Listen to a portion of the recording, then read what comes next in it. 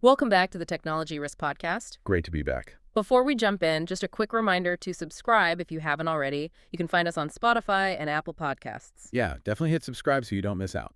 Okay, so today we're tackling something really critical, the privacy nightmare that unfolded with the T app. Right, T-App, which, sold itself as this safe space for sensitive personal sharing, trust-based environment was their whole thing. And then boom, a massive privacy breach. We're talking thousands of user IDs, private messages, even sensitive images just Yeah, exposed. It's incredibly disturbing. And what it really throws into sharp relief is how these kinds of failures hit vulnerable users the hardest, people counting on that anonymity. Absolutely. And there's a statistic here from Pew Research that's just, well, it's pretty stark.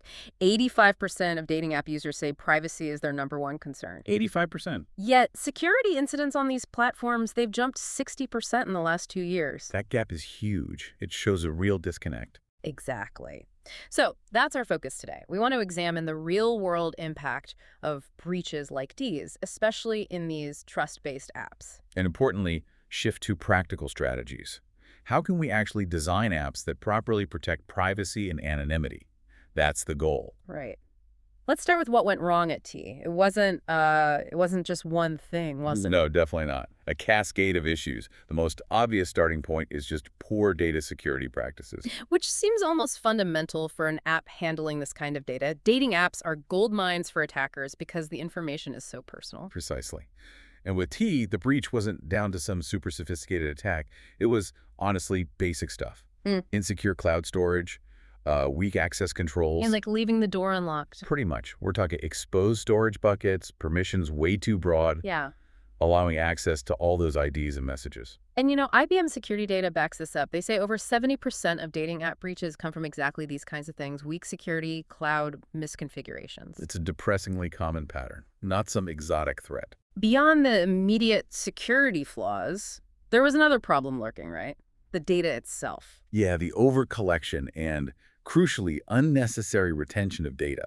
This is a hidden risk in so many apps. They gather more than they need. And then they just hang on to it forever. Like with T-App needing picture IDs for verification. Okay, maybe understandable for verification itself. Right, but keeping them indefinitely after that, Okay. that massively increased the blast radius when the breach happened. It's like making a photocopy of someone's passport for age verification and then just keeping it in a drawer forever. Why? Exactly.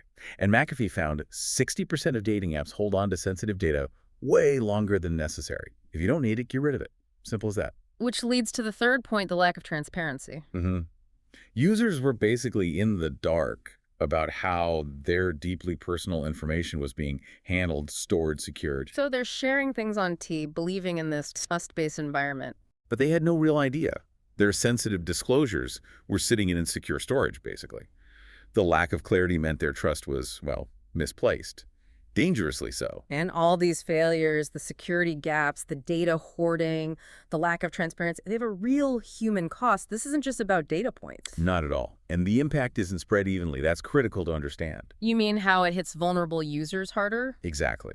Privacy breaches in dating apps disproportionately harm marginalized groups, people who might rely on that promised anonymity for safety. For the T-App users, especially those relying on that safety net, the fallout was severe. Actual harassment, blackmail attempts. Just devastating emotional distress. The ACLU found that 50% of dating app users who experience a breach report harassment or other serious consequences afterward. That's a direct line from a data breach to real-world harm, trauma. And it's not fleeting harm either.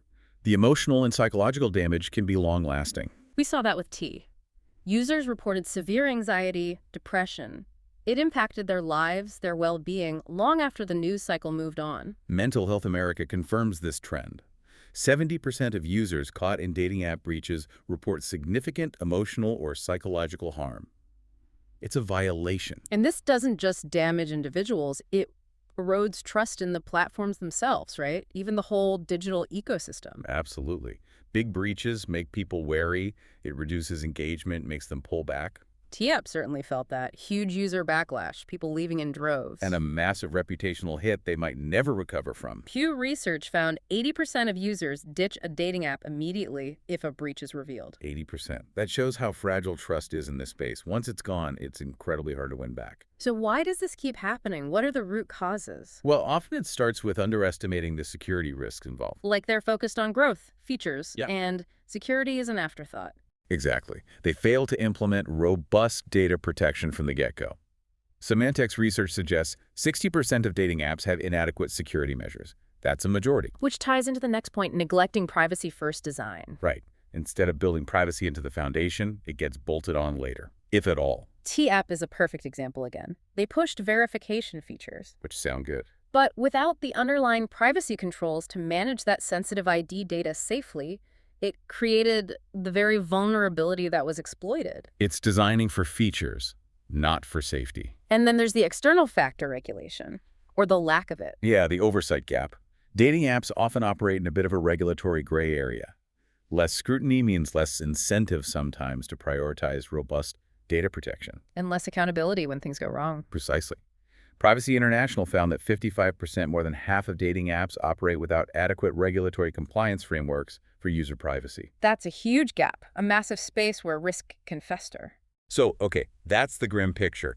How do we fix this? How do we safeguard trust? We need concrete strategies. Step one has to be embracing privacy by design. Absolutely fundamental. Building privacy in from the start, not treating it as an optional extra. What does that look like in practice? Things like strong anonymization techniques where possible, strict data minimization, only collect what you absolutely need and define why you need it, and robust protocols for how data is stored and for how long. We've seen examples of apps doing this well, integrating things like stripping metadata from photos, encrypting everything sensitive immediately, and actually deleting verification data once it's served its purpose. That's the proactive approach. Step 2 is implementing rigorous data security practices. Beyond just the design, the actual operational security. Right. Stringent cybersecurity measures, secure cloud configurations, that's huge, strong encryption for messages, IDs, all sensitive data, and really tight access controls. Who can see what and why. And the data shows this works. Cybersecurity Ventures reports apps with robust security see 70% fewer breaches. 70%. That's a massive reduction in risk. It proves investment here pays off. Okay, step 3, transparency. Crucial. Clear, transparent data handling policies. Users need to understand in plain language, not legalese, how their data is collected, used, stored, protected, and for how long it's kept. This isn't just ticking a compliance box, it's about actively building trust. Exactly. We've seen apps boost user confidence just by being upfront and clear about their practices.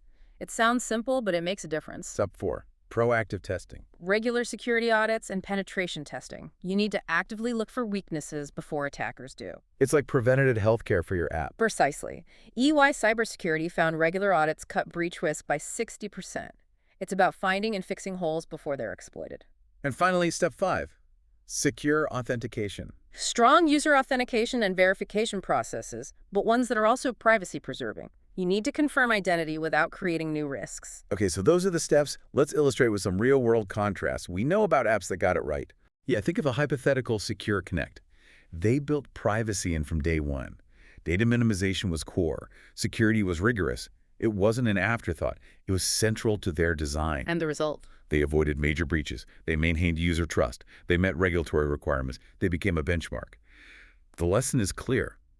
Being proactive about privacy and security builds resilience and trust. Now, the flip side. An app like, let's call it RapidSwipe, focused solely on growth, features, Ignored data minimization, cut corners on secure storage, had murky privacy policies. and the outcome was predictable, sadly. Utterly predictable. A massive breach, huge user backlash, fines, reputational ruin. The lesson there is just as stark. Neglecting privacy isn't just risky. It can be fatal for the business. The cost of failure massively outweighs the cost of prevention. So looking ahead, how do platforms stay ahead of this? Future-proofing strategies. First, constant vigilance. Regularly update privacy and security protocols. Threats evolve, regulations change, so your defenses have to keep pace. It's never done. And communication remains key. Absolutely. Prioritize transparency and user education. Keep users informed about practices, about threats, about how they can protect themselves too. An informed user is a partner in security. Builds trust, encourages safer behavior. Exactly. And finally, engage outwards. Talk to regulatory bodies, work with privacy advocates. Don't operate in a vacuum. Right. Proactive collaboration helps raise the bar for the entire industry. It fosters a culture of responsibility. Okay, so let's recap the main takeaways from our conversation today. I think the most critical point is that dating app privacy breaches have severe unequal impacts, especially on vulnerable users. We're talking real emotional, psychological, and reputational harm. But, and this is the crucial but, it's not inevitable. There's a clear path forward. Absolutely.